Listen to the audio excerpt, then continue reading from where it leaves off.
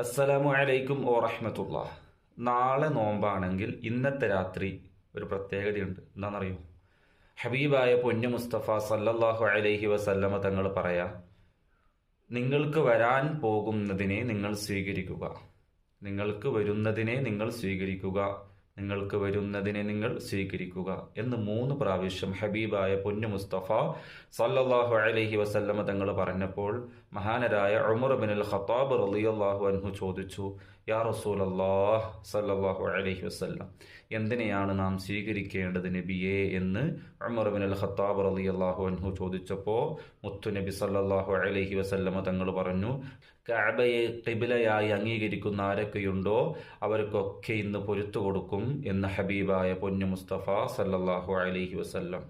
അള്ളാഹു സുബ്ഹാനഹു വ തആല നമുക്ക് അള്ളാഹുവിനോട് പൊറുക്കലിനെ ചോദിക്കാനുള്ള തൗഫീഖ് നൽകി അനുഗ്രഹിക്കുമാറാകട്ടെ.